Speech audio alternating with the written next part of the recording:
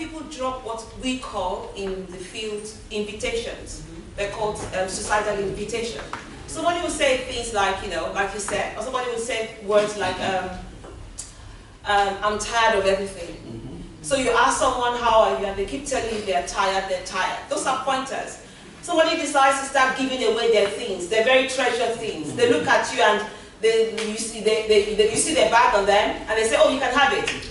Their car, you can have it. Their very nicely, very costly dresses, you can have it. These are pointers. We need to learn to look at our body languages in our community. It's only 26% of those who died by suicide actually have been in contact with the mental health services. So that means that the other 64 are people we have all had contact with. We all have the responsibility.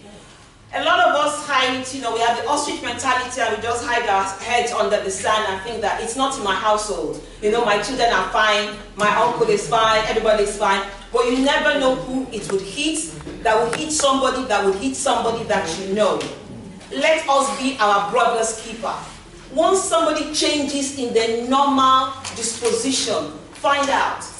One of the things that usually happens is that people withdraw a lot. So it's either they go to the opposite side of their normal behavior. So somebody who is normally quiet suddenly becomes very, very out every day of the week partying.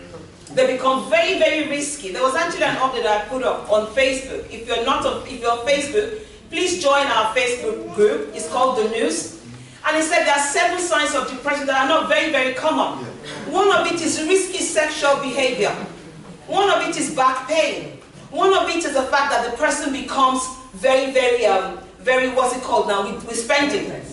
They're very reckless with spending. These are signs that are very, very underlying that most of us don't know. But one thing to look out for is that when a person changes in their normal course of behavior, don't throw them to the side. Don't think, oh, she's just being proud, don't mind her. That's the time to knock on the door and to ask for them further. Let's be our brother's keeper. Let's be our sister's keeper in the community. Thank you. I've actually got a question to ask.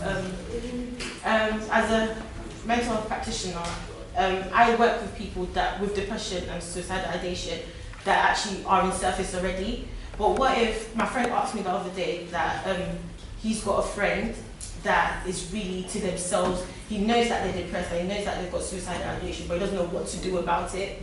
So what do you do when you know that someone's got suicidal ideation, but they're not looking for help? So how, as a friend, how would you, what would you do? I think that's a really important question, and it ties in with what the lady asked. I think I am going to revert now to a bit of my faith teaching, because my late pastor was a medical doctor. And one of the things he taught us and he taught me was the strength of relationship. Now, you know, I'm meeting you for the first time today, so it's probably, I'm not in a position to start having a very personal discussion with you. It'll be hello, hi.